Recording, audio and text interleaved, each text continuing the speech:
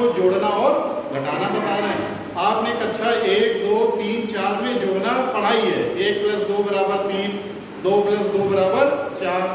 लेकिन जब आप बड़े होते हैं कक्षा 10 में, कक्षा 12 में, तो नई नई किताबें आ जाती हैं, जैसे त्रिकोणमिति, अंकगणित, बीजगणित, बहुत सारी किताबें आ जाती हैं, तो रहता उसमें भी जोड़ना घटाना है, लेकिन बस सवाल का प्रकार बदल जाता है।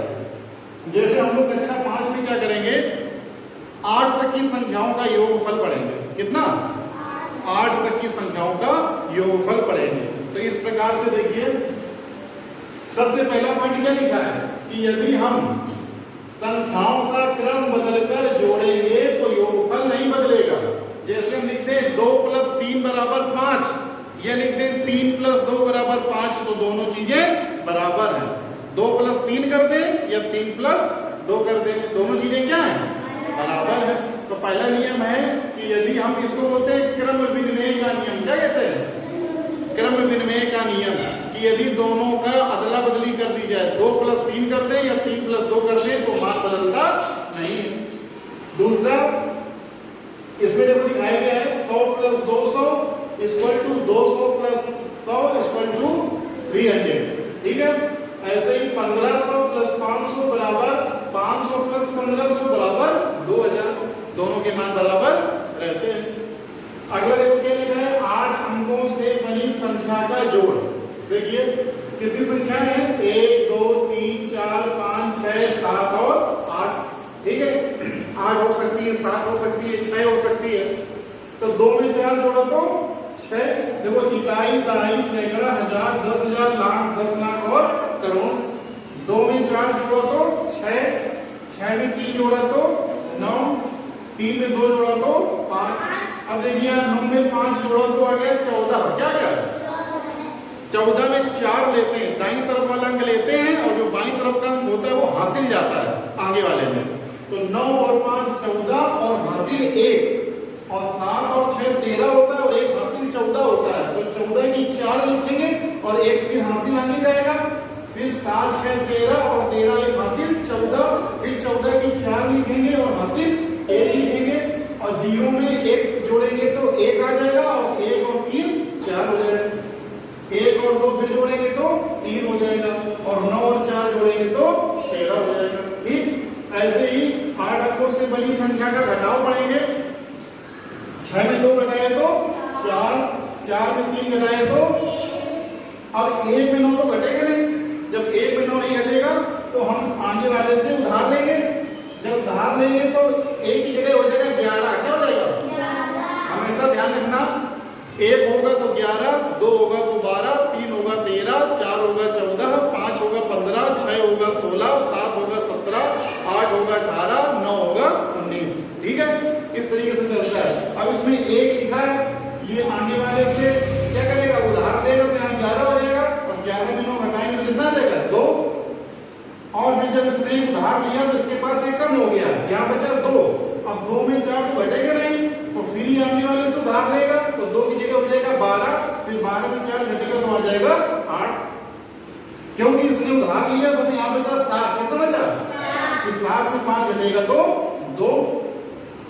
यहाँ से काम खत्म हो गया। इसके बाद 7 में 2 घटेगा तो 5, 6 में 3 घटेगा तो 3, और 4 में घटेगा तो 3। ठीक है, ये घटाने का तरीका होता है। कक्षा 1, 2, 3, 4 में तो आपने आसानी से पढ़ लिया है। कक्षा 5 में इस तरीके से 8 अंक के संख्याओं का, 8 अंक के जो सवाल होते हैं उसमें जोड़ना और घटाना पूछा जाता है। अगला क्या है? कहता है किसी संख्या और शून्य का योगफल सदैव वह संख्या ही होती है। हम कहते हैं 2 + 0 = 2, 12 + 0 = 12, या 0 + 100 = 100। 0 को किसी भी संख्या में जोड़ दिया जाए और घटा दिया जाए, कोई भी अंतर नहीं पड़ता है, वही संख्या हमको पुनः मिल जाती है। अगला क्या कहता है? ये देखो, एक तरीका ऐसा है, कई प्रकार के होते हैं, बस प्रकार बदलता है। जैसे जैसे आप बड़े हो जाते हो तो जोड़ का तरीका बदल जाता है। इसमें देखो 41000308, 4003, 5000, 542003 को जोड़ना है। तो इसको कैसे जोड़ोगे? इकाई के अंक को इकाई से, दहाई के अंक को दहाई से, और सैकड़े के अंक को सैकड़े से देखो इकाई अंक इसमें 3 है, इसमें इकाई अंक 4 है, इसमें इकाई अंक 3 है, इसमें इकाई अंक 8 है। तो कितना हो गया 3 और 4 7, 7 और 3 10, 10 और 8 18, 18 की 8 और हासिल 1। दाहिने में क्या है 0 में 1 जोड़ा जो हासिल था 1, 1 में 5 जोड़ा तो 6, 6 में 0 जोड़ा तो 6 और 6 में फिर 0 जोड़ा तो 6। इस तरीके से सैकड़ा, हजार, 10,000 में भाग को बारी बारी से जोड़ देंगे तो ये हमको उत्तर मिल जाएगा। ठीक है, अब हम लोग क्या करते हैं कि आपकी जो प्रश्नावली में सवाल दिए गए हैं, जब आप कक्षाओं, शौचालय एवं रसोई घर के निर्माण में कुल कितने ईंटें लगी, जब कुल पूछे तो जितनी भी चीजें दी गई उन सभी को जोड़ देना। ठीक है, देखो कह रहे कक्षाओं में कितनी लगी थी 13,200, शौचालय में कितनी लगी थी 1,500 और रसोई में कितनी लगी थी 2,000, सभी को जोड़ दो। अब एक चीज हमेशा ध्यान रखना कि कभी यदि सवाल का प्रश्न लिखा है तो उसका उत्तर लिखने के पहले हम लिखेंगे हल। क्या लिखेंगे? हल लिखा जाता है, पहले हल लिखा जाता है तभी सवाल को आगे हल किया जाता है। हल हमेशा लिखो, ठीक है ना, ये शुरुआत से ही आदत बना लेना। हम लोगों को छोटे में सिखाया गया था कि जब कभी किसी सवाल का उत्तर देना होता है तो उसमें लिखा जाता है हल। क्या लिखा जाता है? हल। ऐसे देखो दूसरा कह रहा है कि रसोई घर के निर्माण में शौचालय से कितनी अधिक ईंटें लगी। तो पहले हम देख लें कि शौचालय के निर्माण में कितनी ईंटें लगी हैं और रसोई घर के निर्माण में कितनी ईंटें लगी हैं, और दोनों को घटा देंगे, जो अंतर निकल आएगा तो वही चीज घट और बढ़ जाएगी। जैसे हम कह दें कि एक संख्या दी गई है 4 और एक संख्या दी गई 8, हम कह दें कि दोनों में कितना अंतर है, तो 8 में 4 घटा दो तो 4 का अंतर निकल आएगा। ये हम कह दें कि पहली संख्या दूसरी संख्या से कितनी बड़ी है, तो घटाने के बाद जितना उत्तर निकले वही संख्या उतनी ही कम है और उतनी ही ज्यादा है। ठीक है, जैसे ये सवाल लिखा है रसोई घर और शौचालय में कुल कितनी ईंटें लगी, तो रसोई घर में कितना लगा था 2,000 और शौचालय में 1,500, तो 2,000 और 1,500 जोड़ देंगे तो हो जाएगा 3,500 ईंट। हमेशा ध्यान रखना जब कभी उत्तर लिखना तो उसमें ये लिख देना कि क्या हम किस बारे में बात कह रहे हैं। जैसे हम कहते हैं त्रिभुज के तीनों कोणों का योगफल 180 होता है, तो 180 क्या 180 डिग्री क्या, हाँ, हमेशा जब कोई चीज का उत्तर निकालो तो उसमें ये चीज लिख लो कि क्या चीज निकली है। अब ये चीज 3,500 है, 3,500 क्या निकला, 3,500 ईंट निकला है ना। तो हमेशा ध्यान रखो कि हम किस चीज का उत्तर निकाल रहे हैं। अगला कक्षों के निर्माण में शौचालय से कितनी ईंटें अधिक लगी हैं, तो कक्षा के लिए ईंटें निकाल लो, शौचालय के लिए ईंटें निकाल लो और दोनों का अंतर निकाल दो। जितना अंतर आए वही चीज कम और ज्यादा हो जाती है। अगला कह रहे दो संख्याओं का अंतर इतना है, छोटी संख्या इतनी है तो बड़ी संख्या क्या होगी, तो दो संख्याओं का अंतर मतलब हम a मान लें, एक संख्या मान लें a और एक मान लें b, a माइनस b बराबर इतना, एक संख्या इतनी है तो दूसरी संख्या क्या होगी, तो a minus b equal to इतना, a में रख देंगे ये और b संख्या हमको मिल जाएगी।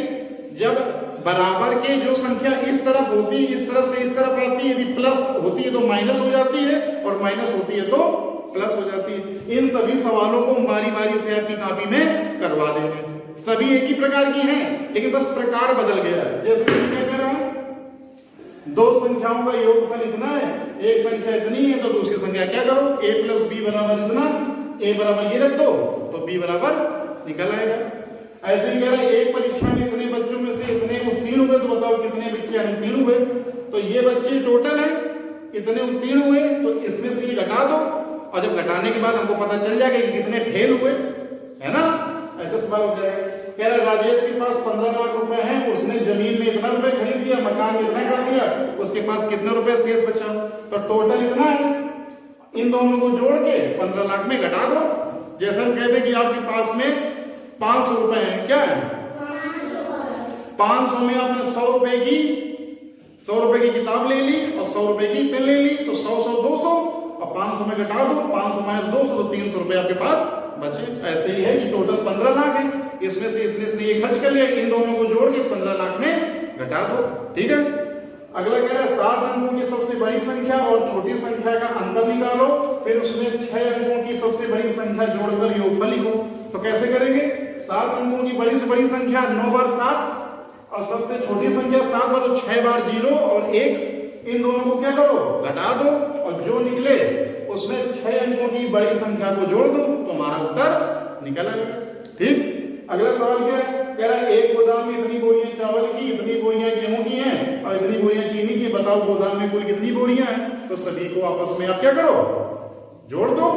जब कभी कुल कहे, क्या कहे, कुल, तो कुल का मतलब होता है सभी को जोड़ दो। ठीक, और दो संख्याएं दी गई और कह देंगे कि एक का मान दूसरे से कितना अधिक है तो दोनों को घटा दो। घटाने में जो संख्या निकलेगी तो उससे ये पता चल जाएगा कि पहली संख्या दूसरी संख्या से कितनी ज्यादा है या दूसरी संख्या पहली संख्या से कितनी कम है। ऐसे ये सब जोड़ने घटाने के सवालों को किया जाता है। ये जो सवाल है ये हम आपकी कॉपी में करवा देंगे और बाकी ये सवाल नोट कर लीजिए। ठीक है।